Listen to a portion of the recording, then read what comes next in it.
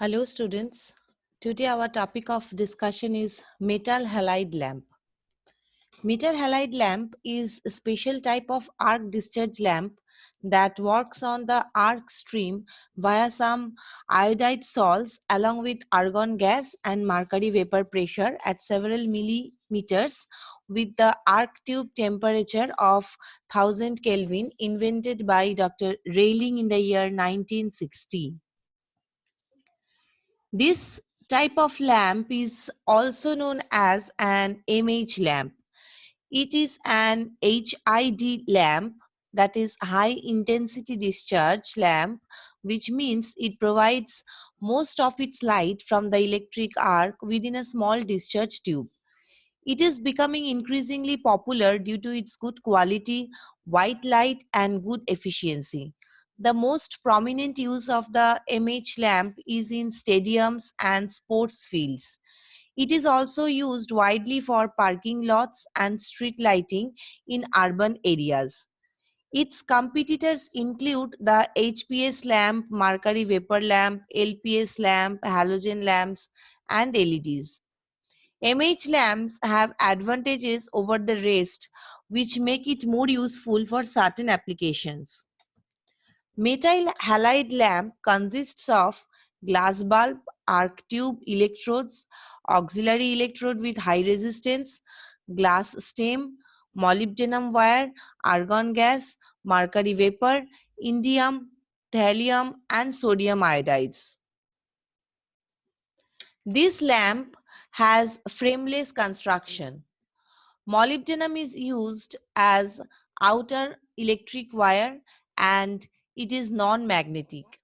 The reason is AC current would flow through the frame and create pulsating magnetic field. So this would cause the electron to leave the frame and would attract to combine with the sodium ions, which would migrate through the arc tube wall. It would cause serious depletion of the sodium from the arc stream. The metal halide lamp has an arc tube whose ends are taken to be treated with a reflective white coating that is used to redirect the energy back into the tube. A uniform temperature can be maintained over entire arc tube length due to short length. This is the schematic diagram of the metal halide lamp. You can see that consists of ring for maintaining high vacuum, hard glass outer bulb, quartz discharge tube, sleeve protecting the support, lead in wire, screw base. The working phenomenon of metal halide lamp is like when full voltage is applied across the main electrodes, no arc is produced at the time of switching. The auxiliary electrode or starter electrode near the main electrodes attached to the glass stem creates initial discharge between them. A bimetal switch is there to short the starter electrode to the main electrode just at the time of starting. Starter electrode is used to create initial arc between main and auxiliary electrode that heats up the metal halide salts. Starter electrode or auxiliary electrode is of high resistance to limit the current at initial arc. Again, discharge is first in argon and then in mercury. Small amount of mercury vapor helps to establish main arc formation between main electrodes through metal halides vapor one by one. To reach up to full light output, this lamp takes 5 minutes. The arc establishment inside the metal halide arc tube.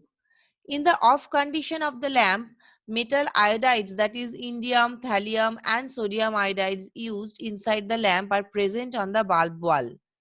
Due to rising of arc temperature, the metal iodides vaporize and diffuse from wall into the arc stream.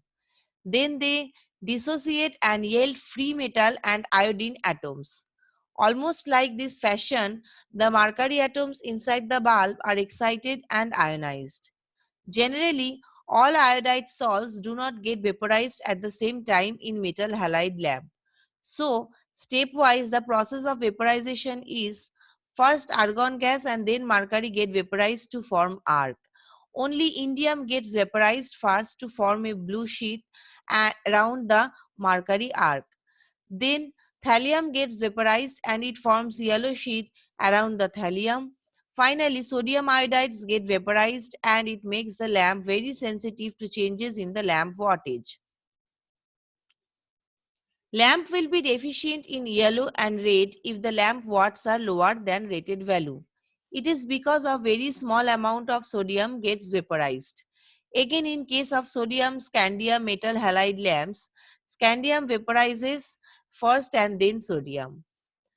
The basic requirements of metal halides inside the arc tube are: the iodide vapor pressure must be relatively high enough. The energy level configuration of the metal halide metal must be robust to encourage a high percentage of the visible radiation. At the bulb wall operating temperature of the iodide of the metal must be stable. The excitation level of the metal atoms must be lower than the average of the excitation level of mercury, that is about 7.8 electrovolt. Thallium has a strong spectral line at 535 nanometer and it requires only 3.3 electrovolt for its arc generation. Its iodide salt creates vapor pressure at about 10 millimeter at 800 Kelvin on the arc tube. Advantages: more pure white light than the popular HPS lamps close to daylight frequencies, which allows it to be used for growing plants. More energy efficient than mercury vapor and halogen lamps. Great lumen output. Good for indoor, that is high ceiling areas, high bay applications and outdoor use due to good light quality. Disadvantages: expensive per bulb cost. Expensive to manufacture, many parts to assemble and materials are not cheap. Light population. The light is so bright that it produces much more light pollution than HPS or LPS street lamps. The whites from an image lamp are closer to daylight in frequency. So this is about light pollution. Application of this metal halide lamps. Outdoor lighting where good color rendering is needed, television or film lighting, sports field, car headlights, floodlights, heavy flashlights, greenhouse applications are the applications of this lamp. So this is a brief discussion about metal halide lamp. If you have any queries, you can ask me through WhatsApp and email. Stay tuned for more such excited topics. Thank you for today's class.